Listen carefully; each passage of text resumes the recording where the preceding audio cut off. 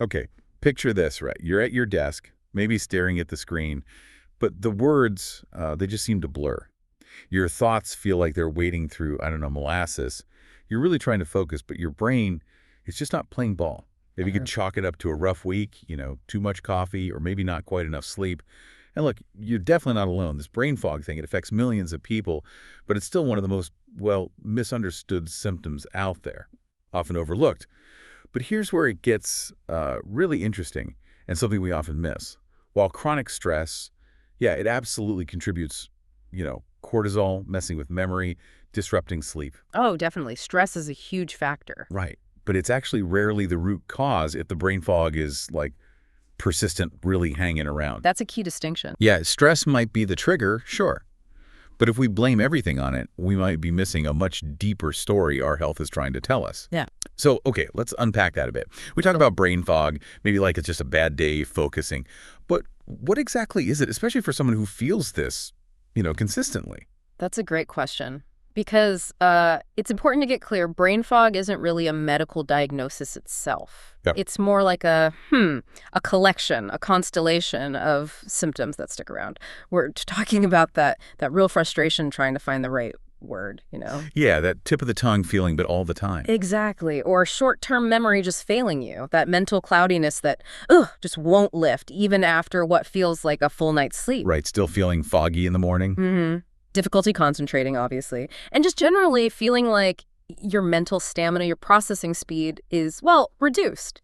Think of it less like just a feeling and more like your brain waving a big red flag. A signal, yeah, an internal alarm saying, hey, something foundational needs attention here. It's not just, oh, I'm getting older or I'm just busy. It's often your body telling you, look deeper. That's a much more active way to think about it. Not just passive feeling, but an active signal. Mm-hmm. So if stress is often just the smoke, what are some of these deeper fires, these signals causing the fog that maybe we should be looking for? Well, that's exactly what we want to dive into today. We're going to explore what the research points to as this complex web of underlying factors, things that contribute to that persistent mental cloudiness stuff your doctor might not always check for initially, and more importantly, what you can actually do about them. Actionable steps. Good. Yeah. We've kind of narrowed it down to 5 key areas that often get overlooked. We'll start with nutritional deficiencies because, like you said, the brain is so energy hungry. Right, that 20% of calorie stat is wild. Isn't it? Despite being tiny, weight-wise. Then we'll get into the inflammation connection, that sort of slow-burning fire idea. Third, hormonal imbalances. Your body's chemical messengers going a bit haywire. Fourth, sleep disorders, but going beyond just basic insomnia, there are hidden disruptors. Interesting. And finally, we'll touch on the aging brain and cellular health, what happens at a microscopic level. Okay, it sounds like we're really going to connect some dots here. Hopefully by the end of this deep dive, you'll feel like you have a much clearer roadmap to start getting that mental clarity back. So let's start with number 1, nutritional deficiencies. For an organ that needs so much fuel, what are the critical pieces we often miss? It's actually fascinating how common some of these are, even in places with abundant food. A really, really significant one is vitamin B12 deficiency. Okay, Yeah. It's absolutely vital for nerve function, making neurotransmitters basically your brain's whole communication network relies on it. And the tricky part. The tricky part is that the standard blood tests, they can sometimes miss what we call a functional B12 deficiency. Functional, meaning? Meaning you might technically have enough floating around in your blood, but your cells aren't actually using it effectively. It's not getting where it needs to go or doing its job properly. Got it. So the number looks okay, but it's not working right. Exactly. Then there's iron, also crucial, not just for general energy, but specifically for getting oxygen to the brain and for making those brain chemicals. Low iron fog is very real. And people just think they're tired. Often, yes. And vitamin D, we call it the sunshine vitamin. Think of it for bones, right? Yeah, mostly. But its role in cognitive function is huge, and deficiency is incredibly widespread. Then, omega-3 fatty acids. Your brain is nearly 60% fat. Wow. So these healthy fats are literally the building blocks. They affect the structure, the flexibility of brain cells, communication. Modern diets often severely lacking. Yeah, not enough fish or flax seeds, maybe. Pretty much. And lastly, magnesium. This one's involved in, I think, over 300 different enzyme reactions in the body. Wow. And many of them are specific to the brain. It impacts energy, mood, nerve function. It's super common to be deficient and it often gets missed. It's kind of shocking how a diet that seems okay on the surface could be missing these, like, fundamental building blocks. No. So for someone listening, how do they even know if they have these specific gaps? You mentioned standard tests might miss things like B12. Right. That's where more specialized testing, often kind of functional testing, can be really helpful, looking beyond just the basic blood levels. Okay. And speaking of things happening under the surface, let's move to that second area. Inflammation. You called it a slow-burning fire. How does that fire even start, and how does it specifically cloud up the brain? Yeah, slow burn is a good analogy. Imagine your brain's intricate signaling system, and inflammation is like a persistent static. It just messes things up. Static, okay. Where does it come from? Several places, actually. One big one is subtle food sensitivities. Now, these are different from true allergies. How so? Allergies is usually pretty obvious, right? Hives, swelling. Exactly. Allergies are immediate, often severe immune reactions. Sensitivities are more insidious. They're often delayed, lower grade, and they create this chronic, simmering inflammation. From common foods. Often, yes. Things like gluten, dairy, sugar, even eggs or corn for some people. Foods you might eat every day without realizing they're contributing to this inflammatory load. Wow, okay. What else? Gut health dysfunction. This is huge.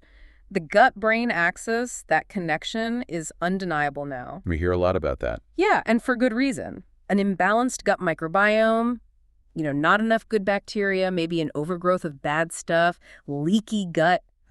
This can lead to the production of inflammatory compounds that don't just stay in the gut. They can actually cross the blood-brain barrier. The brain's protective shield. And once they're in, they interfere with neurotransmitters, jam up the signals, literally fuzzing up your thinking. That's incredible. So problems in your gut can directly cause brain fog. Absolutely. And we also see things like environmental toxins, heavy metals, pesticides, mold exposure triggering chronic inflammation. And don't forget, hidden low-grade infections, maybe a simmering sinus issue, gum disease, something like that. It creates systemic inflammation that impacts the brain, too. So this chronic inflammation, these inflammatory molecules called cytokines, they just interfere with how brain cells talk to each other. Precisely. It disrupts communication, impairs function, and can create this vicious cycle that keeps the brain fog going. Okay, that connection between inflammation and mental clarity is really powerful. And you made that important point about sensitivities versus allergies. Allergies are quick and obvious. Right. Sensitivities are tricky, delayed, subtle. They build up over time, makes them really hard to pinpoint without, careful tracking or testing. Right. Okay, so moving from inflammation, our third area was hormonal imbalances. You described this as the body's communication breaking down. And you said it's not just about, say, menopause or getting older. Absolutely not. Hormonal imbalances can hit anyone at any age. It's a complex symphony, and if one instrument is out of tune... The whole orchestra sounds off. Exactly. Take your thyroid, for example. It's like the metabolic thermostat for your whole body, including your brain. Even slightly low thyroid function, what some call subclinical hypothyroidism, can cause significant brain fog, fatigue, concentration issues. And the standard test might miss that. Sometimes, yeah. Often doctors just check TSH, thyroid stimulating hormone. That tells you if the pituitary gland is asking for more thyroid hormone. Okay. But it doesn't always show the full picture of the actual thyroid hormone circulating and being used by your cells, like free T3 and free T4. You need a more complete panel sometimes. Gotcha. What about other hormones? Sex hormones are also key players in brain function. Estrogen, progesterone, testosterone. They influence neurotransmitters, affecting memory, mood, focus. And imbalances aren't just midlife. No way. Stress, poor diet, environmental toxins, even poor sleep can throw these hormones off balance at any age in men and women. Okay. And you mentioned insulin. Yes, insulin resistance. This is where your body's cells, including brain cells, don't respond properly to insulin, so they struggle to get enough glucose, which is their main fuel source. Like they're starving, even if there's fuel around. Precisely. And it's increasingly being linked to cognitive decline, sometimes even called type 3 diabetes, because the impact on the brain is so profound. Wow. Type 3 diabetes. Yeah. And finally, cortisol dysregulation. This relates back to stress, but it's about the pattern of cortisol. Chronic stress can lead to initially high cortisol, then eventually Potentially. Depleted cortisol, either extreme too high or too low, messes with brain function, memory, and leads to that feeling of burnout and mental exhaustion. It really shows how interconnected everything is, doesn't it? Yeah. Nutrition, inflammation, hormones, Yeah. they all weave together. And that leads us to something that seems obvious but maybe isn't. Sleep. We all know a bad night's sleep kind of brain fog. But you mentioned hidden sleep disorders. How can someone think they're sleeping okay but still have issues? Oh, this happens all the time. It's one of the most insidious causes because people will say, but I sleep 7, 8 hours. Right. I was in bed the whole time. Exactly. But the quality might be terrible. Take sleep apnea. This is where breathing repeatedly stops and starts during sleep. Even if they're mild pauses or you don't snore like a chainsaw, you're getting these drops in oxygen to the brain maybe hundreds of times a night. And you wouldn't even know it. Often not consciously, no. Your brain briefly rouses you to restart breathing, but it fragments your sleep architecture. You're not getting enough deep restorative sleep. Your brain is essentially being starved of oxygen intermittently all night. Of course, you'll feel foggy. Like trying to run that marathon on fumes, yeah. Exactly. Then there's restless leg syndrome, that creepy crawly feeling in the legs, the urge to move. It keeps you tossing and turning. Right. It directly interferes with falling asleep and staying asleep, ruining sleep quality. Yeah. And people might not always connect leg symptoms to brain fog. And finally, circadian rhythm disorders. Our internal body clock. Modern life is kind of brutal to it, isn't it? Yeah, artificial light late at night, weird work schedule. Totally. All that can throw your natural sleep-wake cycle completely out of whack. So even if you're in bed for 8 hours, your body isn't aligned. You're not getting the deep restorative phases at the right time. Quality plummets. It really makes you wonder, yeah, how many people are walking around with one of these hidden issues, just blaming themselves for not being able to focus. Okay, our fifth and final underlying factor, the aging brain and cellular health. What's going on at that microscopic level as we get older that contributes to fog? And I guess, what can we do about it? This is really looking at the fundamental machinery inside our brain cells. And yes, some changes happen naturally with age, but lifestyle plays a huge role in the rate of change. Okay, so what kind of changes? Well, one key thing is mitochondrial dysfunction. Mitochondria are the tiny power plants inside our cells, including brain cells. They make energy. As we age or under stress, they can become less efficient. They don't produce energy as well. So your brain cells literally have less power to fire and communicate. Leads to that feeling of low mental energy. Exactly. Then there's oxidative stress. Think of it like a cellular rust. Free radicals are byproducts of metabolism, and they can damage cells over time. Our natural antioxidant defense systems might weaken with age or poor lifestyle. So damage accumulates. And that affects cell integrity, function. We also see neuroinflammation increase sometimes. This isn't like an infection, but the brain's own immune cells, called microglia, can become chronically activated, creating low-grade inflammation within the brain itself. Okay, inflammation again, but starting inside the brain this time. Right. And finally, reduced neuroplasticity. Neuroplasticity is the brain's amazing ability to adapt, rewire, form new connections. While it never completely stops, it can become less robust with age or under certain conditions. So it's harder to learn new things, maybe harder to bounce back mentally. Could be part of it, yeah. But the crucial takeaway here is this.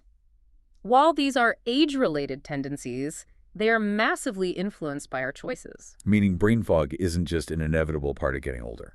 Absolutely not. It's often more a signal of accelerated cellular stress, which we can influence through diet, lifestyle, managing inflammation, supporting mitochondrial health, and so on. Okay, wow. That's a lot to take in, but it paints a much clearer picture than just, I'm stressed or I'm tired. So pulling all these threads together, what does this really mean for you listening right now? It means brain fog doesn't have to be your new normal. Not at all. By really digging in and understanding and then addressing these potential underlying factors we've unpacked, the nutrition gaps, the chronic inflammation. For hormonal imbalances, those sneaky sleep disorders, and supporting your cellular health. You absolutely can start that journey back to reclaiming your mental clarity, that cognitive sharpness you want. Yeah, and if we look at the big picture from all this, it really points to needing a comprehensive approach, right? It's usually not just one thing, multifaceted. Exactly. We talked about optimizing nutrition, maybe needing targeted testing, definitely focusing on a nutrient-dense, anti-inflammatory way of eating.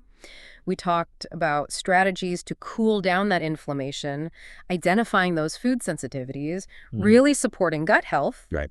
We looked at balancing hormones, which might need a more thorough evaluation than standard tests, and optimizing sleep. Good sleep hygiene is foundational, but also getting properly evaluated if you suspect something like apnea. And you can't forget the basics either, can you? Never.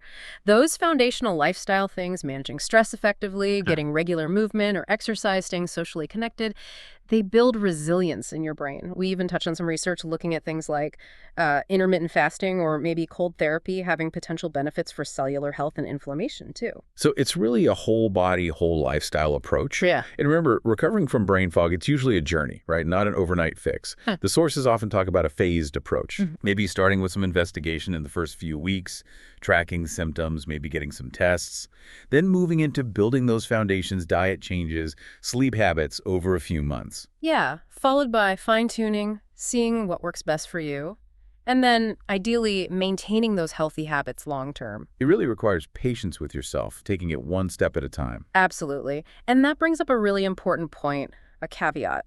While these strategies can help so many people, you absolutely need to know the red flags. When should you definitely seek professional medical help? Good point. What should people watch out for? Well, if you have a really sudden onset of severe cognitive symptoms, that's a red flag. Or if the brain fog comes with other serious symptoms like fever or severe unusual headaches. Okay. Also, if your symptoms are getting progressively worse despite trying these kinds of interventions, or if they're so severe they're significantly impacting your ability to function day-to-day work relationships, Then it's time to see a doctor for a full workup. definitely rule out other potential medical conditions. These strategies complement, they don't replace necessary medical care. That's crucial. Okay, so looking beyond just fixing the fog, what's really, I don't know, illuminating here is how fast the science is moving, isn't it? Oh, it's incredibly exciting. The research into brain health is exploding. We're learning so much more about that gut-brain connection, refining our understanding, Yeah. the role of inflammation, not just in fog, but potentially in longer-term neurodegenerative conditions, and maybe most importantly, how powerful these lifestyle interventions truly are. Like they can actually change the brain. Yes. We used to think the brain was pretty fixed after a certain age, but now we know about neuroplasticity, neurogenesis. Your brain has this remarkable capacity for healing, for regeneration throughout your life. It's not static. That's incredibly hopeful. It is. And it means these strategies we've talked about, they're not just about getting rid of the fog right now. They're really about optimizing your cognitive function for the long haul, building resilience, maybe even protecting against age-related cognitive decline down the road. So that clarity, that sharpness people are looking for. It's absolutely achievable. The potential is there. So maybe the real question isn't whether you can overcome brain fog. Maybe it's more. Hmm. Are you ready to take those steps, explore these areas, and start reclaiming that mental sharpness? Your future self, the one with the clear head. They'll definitely thank you for starting today.